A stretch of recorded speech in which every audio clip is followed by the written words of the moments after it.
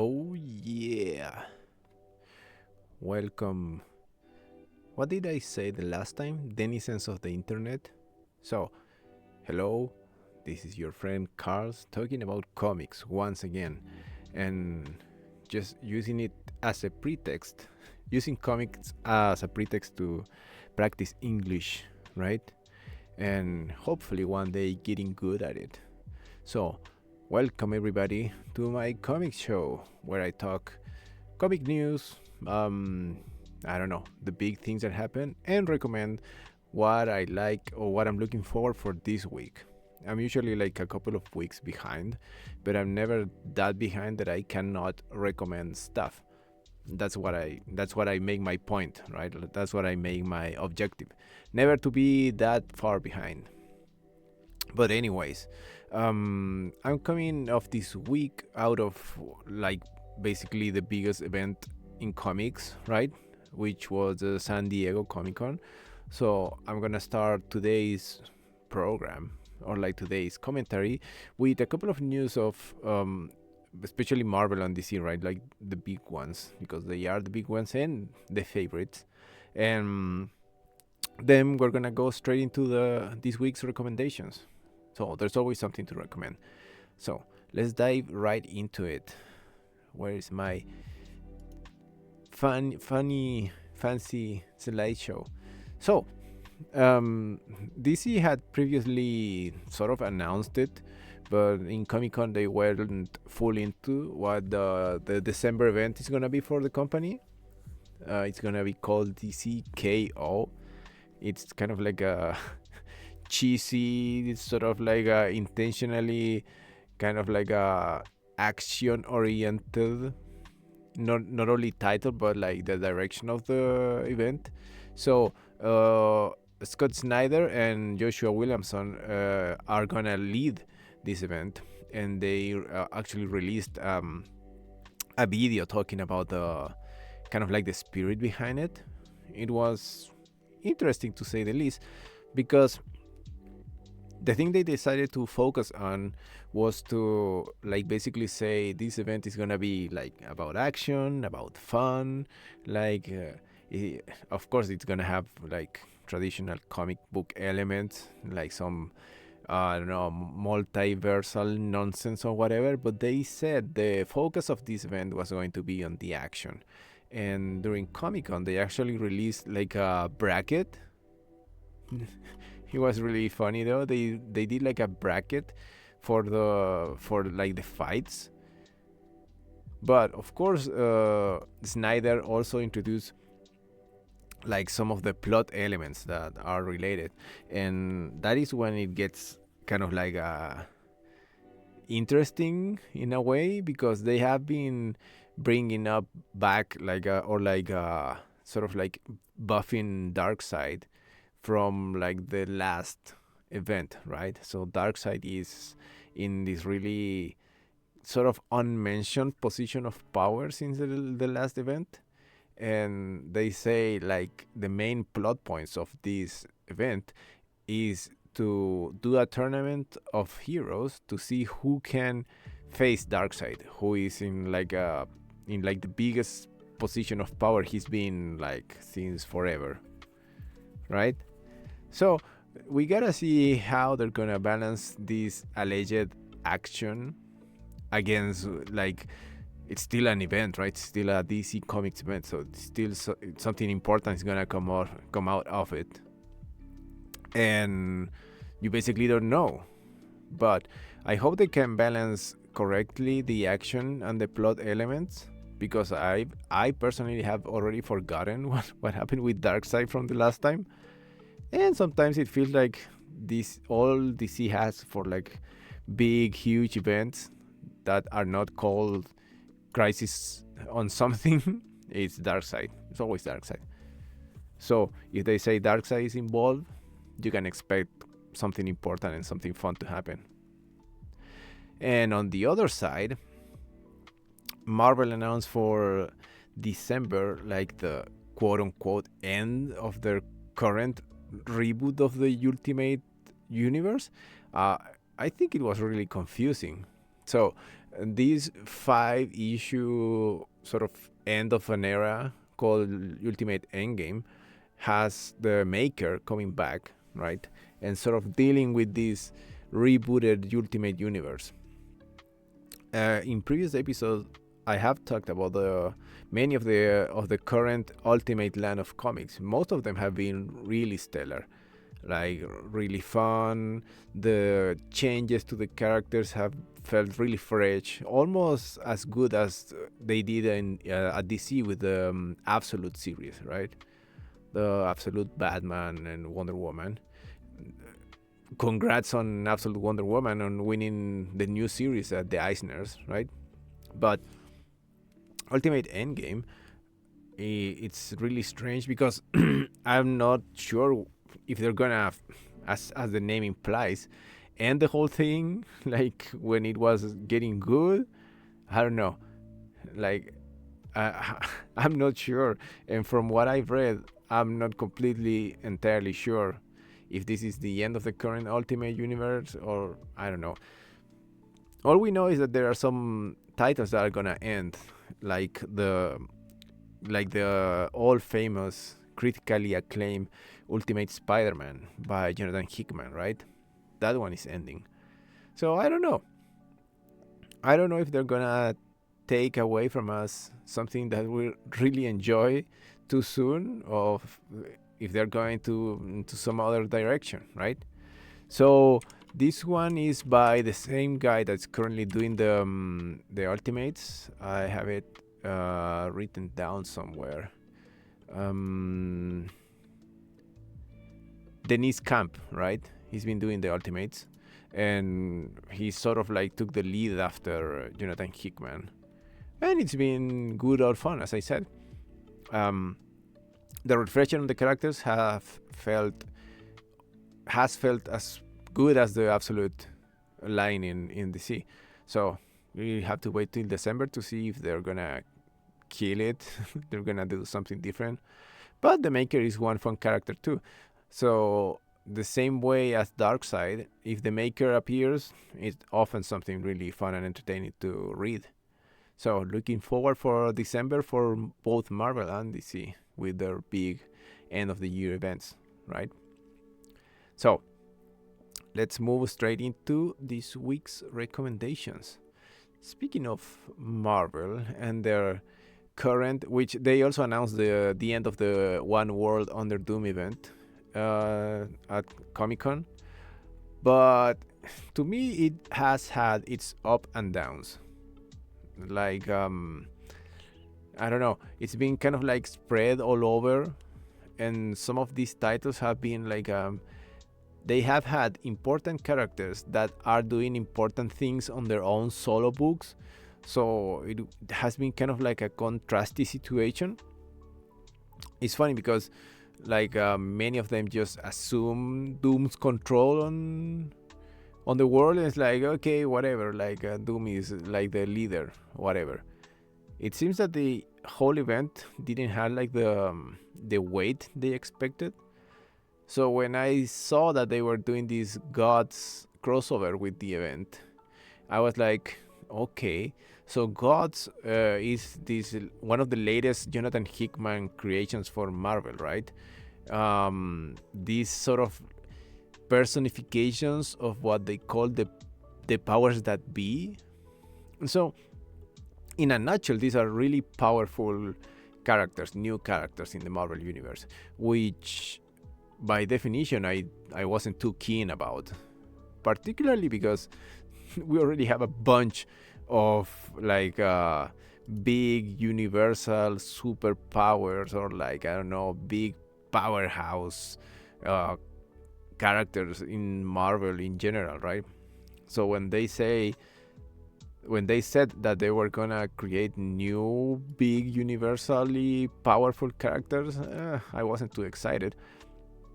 But I guess we can expect something to happen in Gods, because Doom is currently Sorcerer Supreme, and the powers that be character is like the god of magic or something. So it's just like let's say I want to read it and I want to pay attention to it to see if they bring down a little bit this this whole gods nonsense, or if they put it in like a really specific place. They have so many like gods and like demigods or whatever that, come on, man. So I'm really looking forward for this one to actually do something. They already said that the end of the event is gonna crown a new sorcerer supreme and whatnot, but like they can't just ignore the quote-unquote god of magic, can they? So this god's one-shot, part of the One World Under Doom event, this one to look for in this week. Marvel, all things considered, right? Next one. So by Image Comics, we have the Lucky Devils number 4, is it? I think it is 4. So how can I introduce this? Like, if anyone is not familiar with the work of Carlz Soule, the best way I have to introduce Carlz Soule to me is that this is a good comedy writer, like a really like irreverent comedy writer that always pushes the envelope, in a sense that he's not necessarily like offensive or like how can you say, like stupid, you know. His comedy is really on point. It's always like social commentary. So recently he wrote a comic called 8 Billion Genies, right? Which is featured like here on top of the cover, right? And it had a similar vibe. Like in that one, like the world came to an end in a really peculiar way. Actually, I'm sort of like side recommending, or like in a tangent recommending 8 Billion Genies. So in that comic, basically every person in the world got a genie that you could ask wishes, like whatever you wanted. So in the first like 3 days, the world ends basically because people ask for a bunch of like stupid wishes. Like, I don't know, like everybody, for example, like a million people wish to be the richest person in the world, and like, how do you deal with that logic, right? Like you can have a million richest people in the world. you see, like, so his humor is really creative in that sense. The other comic that I read from him that I really liked was Curse Words, right?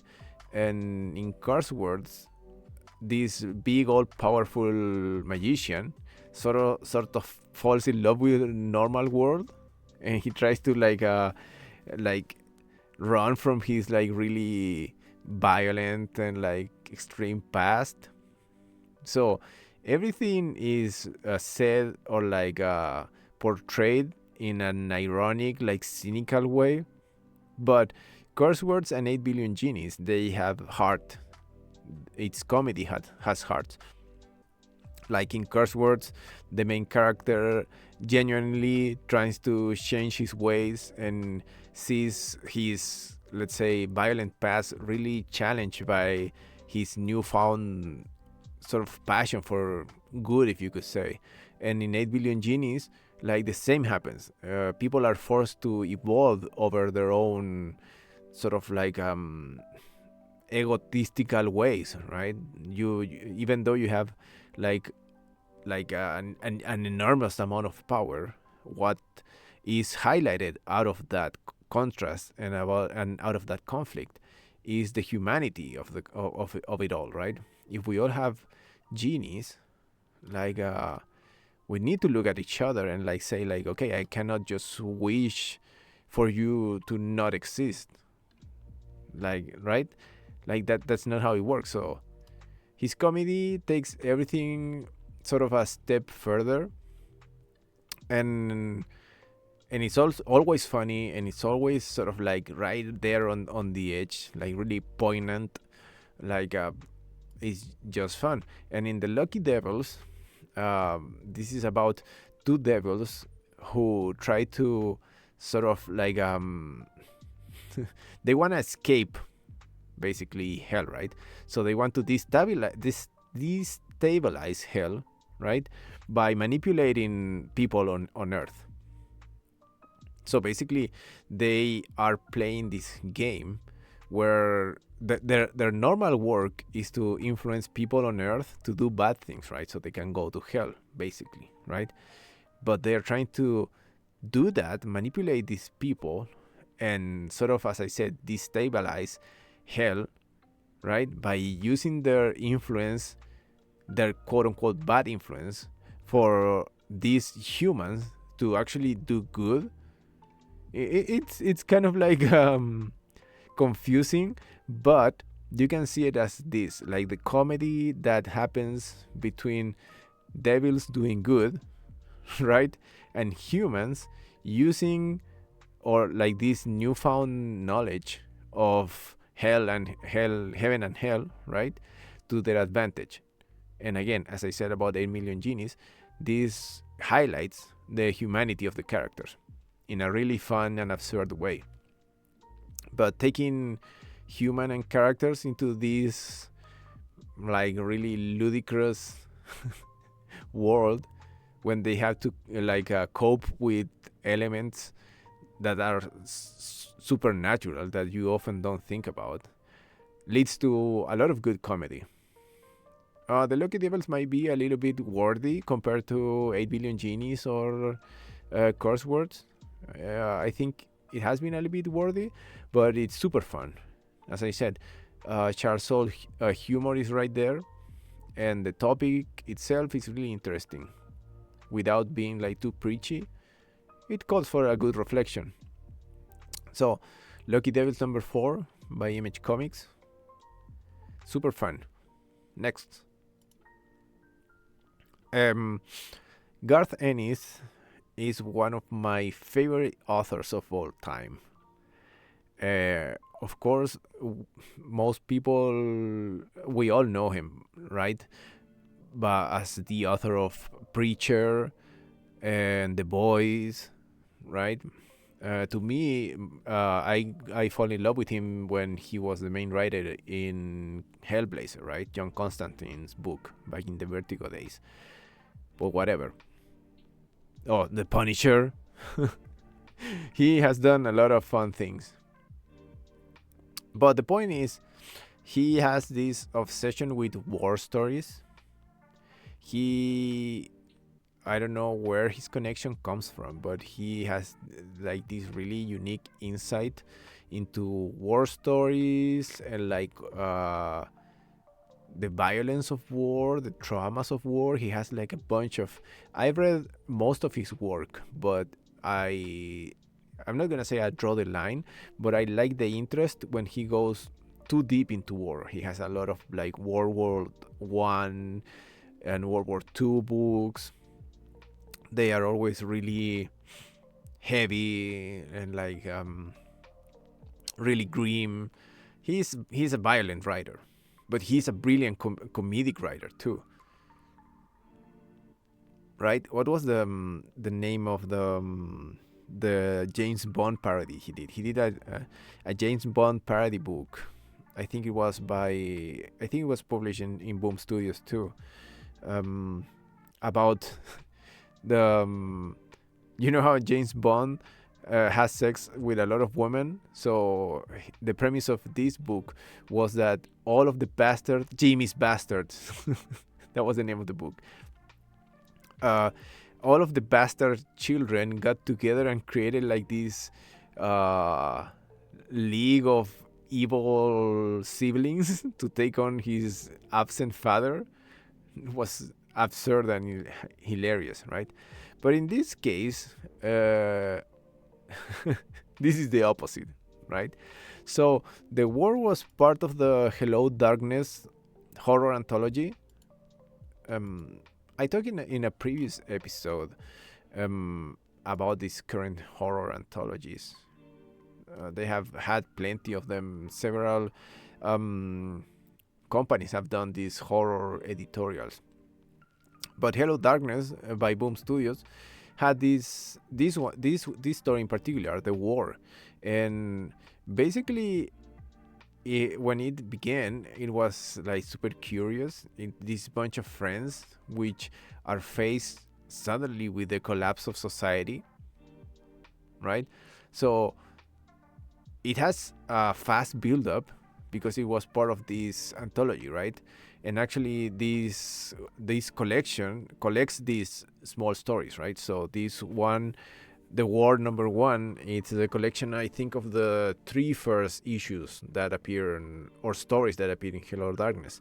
So unlike other comics by Garth Ennis or like by anyone actually, it has a really fast build up, and it has this perspective, this Garth Ennis perspective about the war, which is really uncompromised and like really raw and extreme. So it's a bunch of friends faced with the end of the world, basically. But this is not from a fiction point of view. As I said, this was part of a horror anthology, and the horror in the war is in the realistically human behavior of the characters against the collapse of society. Even though I love Garth Ennis' comedy, when he goes serious in these subjects, he can get pretty serious. He's a really uncompromising author. Like he doesn't fuck around.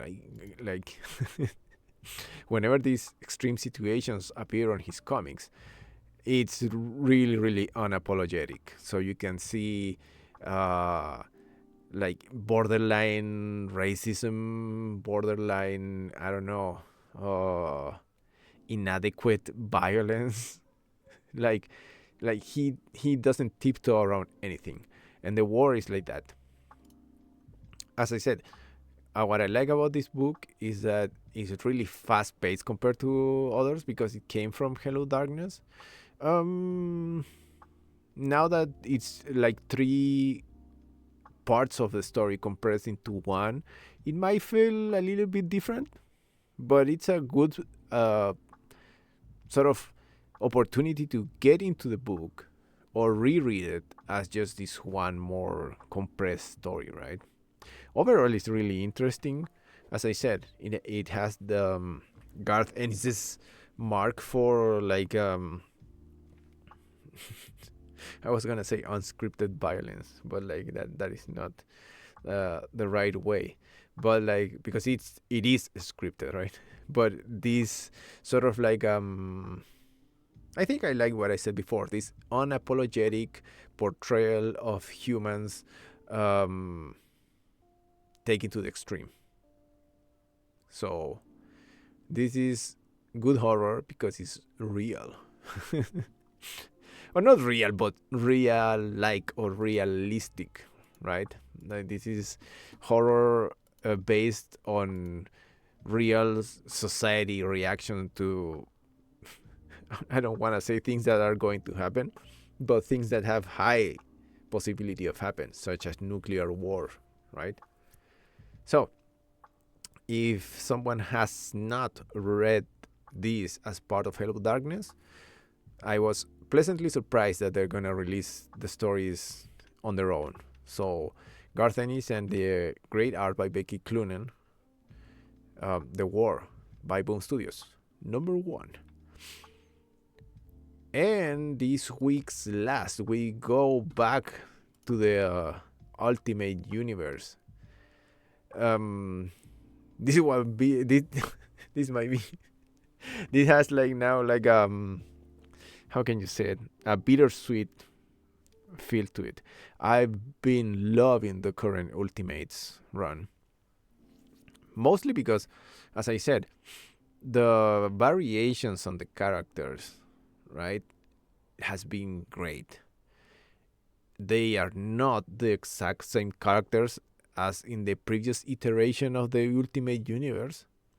So they feel fresh, they feel different, and they feel like condensed versions of the regular, not Ultimate Universe, sort of like characters.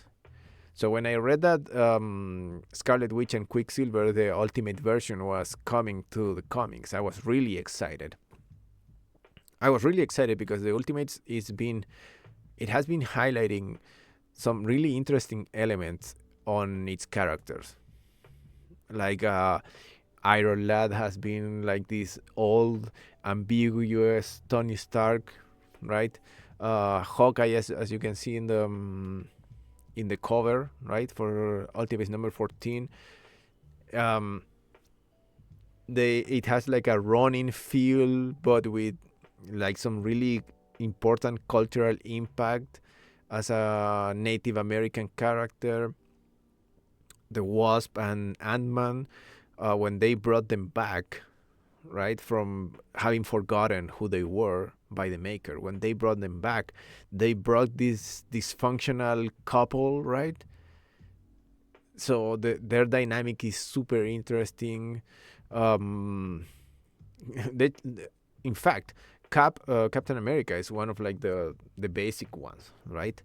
But since this is a compressed version of a bigger universe, you can get this sort of like pure syrupy condensed Captain America, like all values of freedom, right? Because they are with their backs against the war, the world.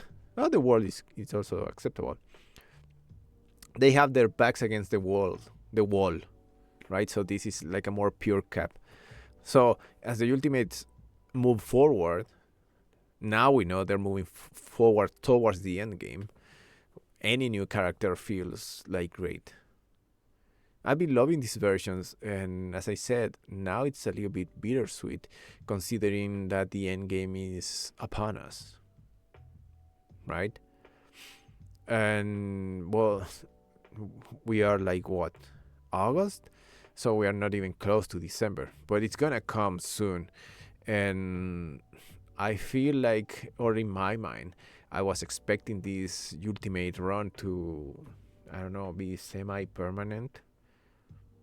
Now that I think about it, I think I should find out if they're gonna do the same with the Absolute Universe in DC. Like, I don't want to fall in love with characters only for them to take them away. But anyways, I guess I need to keep recommending the Ultimate series by Marvel regardless of what happens in December. Well, at the end of the day, it has been fun, and I guess that's what matters.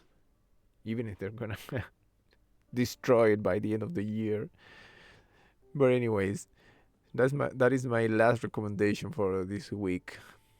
Ultimates number 14, introducing Ultimate Quicksilver and Ultimate Scarlet Witch.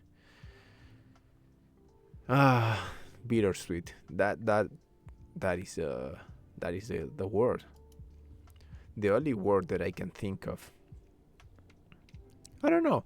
I think they might keep going with it. I had talked about Miles Morales. What is the name of his book? The ultimate book, Ultimate Incursion, right? It's been strange too. I thought it was going to be more impactful, but it seems that they don't wanna compromise too much. Like they don't wanna go too like deep into it. They're like when the Ultimate Incursion came about, I think to me that was the sign that this current Ultimate run wasn't going to be that important. Because having Miles Morales come back, it's a big deal. But it hasn't been feeling like a big deal. You know what I mean? But anyways, great week for comics as they usually are, even though mostly Marvel and DC kept us and me alive. I could have talked a little bit more about the Eisners. I did a whole episode about it in Spanish, and frankly, like, well, half and half of my predictions came true. Um, I'm really happy Bilkis won for Best Artist with Helen of Windhorn. Like, she's probably one of the current, like, best artist in comics right now. So I'm really glad she won. But in the ongoing series, like, I don't know what happened. But anyways, it's really weird to talk about awards when once they already happened, right? I mean, they already happened. Like, who cares? I mean, I care because I I don't usually read all the editorials or like all the brands or like all the publishers, but the best ongoing series came from a publisher that I don't usually read. So that might be a little bit of societal pressure, you could say. But well, we'll see about that. We'll see about that. I don't think I have time to get into another publisher at all, but we'll see about that. So those are this week's recommendations. Thank you, like, the handful of people that listen to me. That hope you can feel my passion and liking for comics every week that I do this, and I hope my fluency gets better with each week. Well, positive out. Wait, I was gonna say outtake, intake, positive outcome. That is the word that I was looking for. So thank you so much for listening, and see you all next week with more comic commentary. Goodbye.